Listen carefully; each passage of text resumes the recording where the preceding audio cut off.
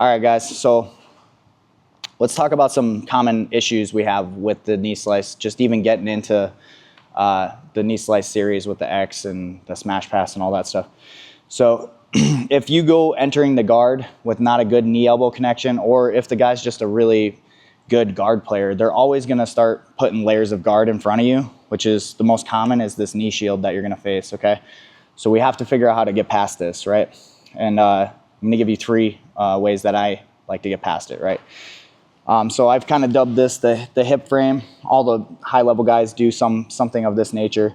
So we're grabbing on the hip here. There's a real prominent bone right here that we could push on.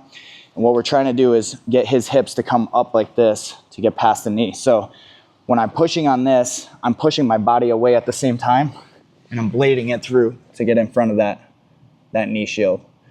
Then once I'm here pinned, now we could start working our inside bicep ties, flare the arm up, pin it, retract, underhook, and then we're in a crossface. Okay. Another one that I like to do, actually let's do that one again so you can see it. Come on this side, Trent. So we're here. If you're not able to get by, like Kyler's got long legs, right? So me just pushing with my one arm and trying to get by it's like not really realistic. So what I'll do is I'm posted in a split squat here. I'll cup the bottom knee, I'll push with the top hip, and I'll pull this up, boom, and then I blade my body by into like a traditional half guard, inside bicep tie, flare to elbow, retract, head and arm, okay? The second one I like to do is the hip switch. This one's a little bit more dynamic, but it's really not difficult at all. All I'm doing is replacing my hand cupping the bottom knee with my knee here, pushing the leg across to get him square. So I'm pushing here. I use this to kind of get me momentum moving sideways. I'm gonna switch my hips to get past this. So boom. And then I'm right into a regular half guard again, inside bicep tie, push it up, pin the head, underhook. Okay. Trent, let's get a back view of this so they could see what my knee does on the bottom side. So I'm here, and this is the hip switch to get past the knee shield, okay? Pushing with my outside leg to get me momentum, pushing into his hip to get his hips to turn, get his knees to face up so I could get past this top knee shield easier. Come in, boom, here, and then immediately switch back. Okay? That's option 2.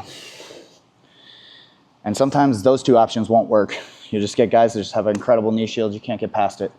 So what we're gonna do on this one is we're gonna pummel our topside hand into a scoop grip, and we're gonna reverse sit right on top of our partner to get past this. So I'm here, reverse sit, boom, I'm on him, then I'm gonna switch to a scoop grip. And then we got back step passes, all kinds of stuff here, okay?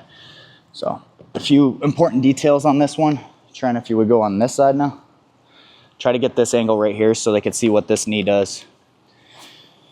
So when I'm doing this one to get past the knee shield, there's a few things you need to be aware of, right?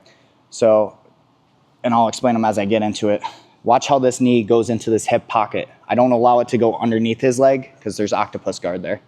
So I'm here, boom, and I put it in his hip pocket. So open up real quick, Kai, and we'll go back to it. Right here, Trent. I'm here. I am not here. Okay? If I go there, octopus guard, back takes, all kinds of stuff are gonna happen. I'm here. So that way, go ahead, lock it up. It creates a wedge too. If I don't have that here and I'm trying to do a scoop grip pass, his hips could just follow me. See them following me? When I put my wedge in, now I can push and I can pull to back step out of it. Okay?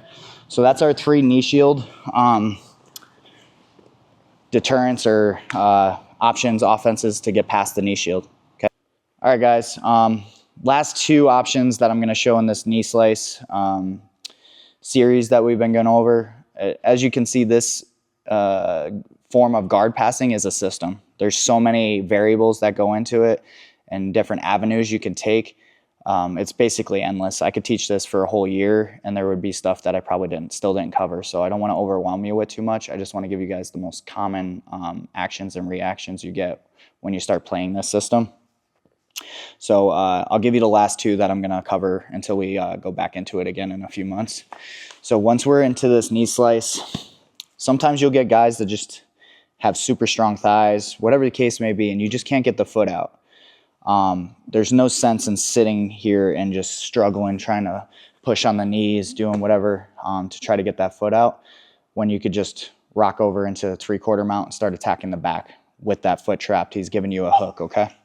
So when I'm here and I can't get it out, what I'm going to do is whip my underhook. I'm going to elevate my hips, right? We like to call it inchworming. Elevate our hips and then point both my knees away to this other side to take 3/4 mount. Boom. Now once I'm in 3/4 mount, most guys aren't going to lay there like a dead fish. They're going to start trying to maybe knee elbow escape, whatever the case may be. I could take the gift wrap. Good chest to back connection. I'm not on his shoulder to take the back. I'm on his back to take his back. I bring my knee up high on the other side and onto his shoulder line. I have my hook in because he wouldn't relinquish my foot for the knee slice. Thank you for the first hook. Pull him up into my lap, butt cheek to butt cheek. Hook in. Okay, one more time.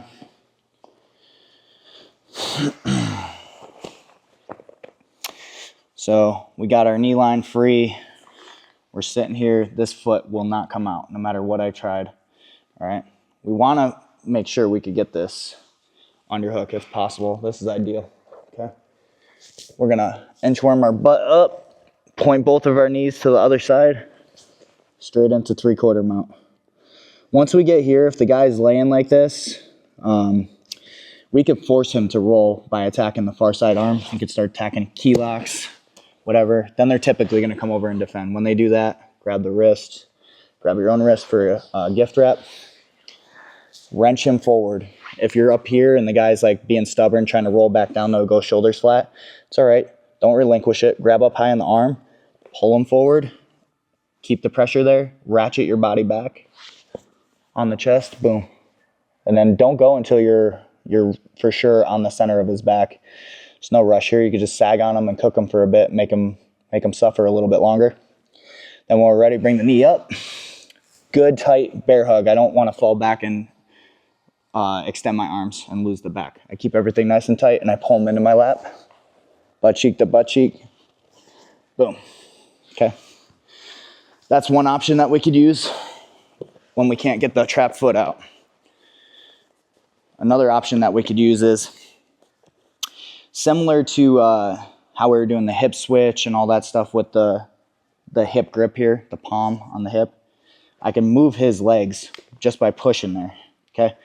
So if I can't get this foot out, I want to look for a near side underhook. Boom. And if I could get double underhooks, it's nasty. I'm going to get out of this. I'm going to be in a great position shortly.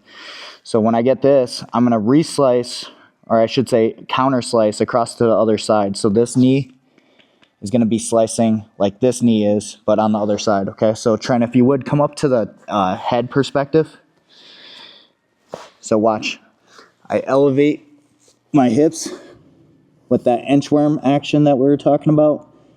I bring this knee over the top and I slice to the other side, okay? This double wedged action, and it changes my foot angle.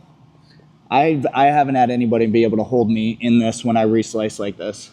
So, boom. Gonna have to use a little bit of strength there to get out, but it's okay. And then we're finished in side control on the other side. One more time. So, we're here. Boom. We can't get our leg out. Underhook. Pop the hips up with the inchworm. Re-slice over. Finish in side control on the other side with a good crossface and underhook. Ideally, always with your knee under the armpit. Boom. And that's it. Hope you guys enjoy.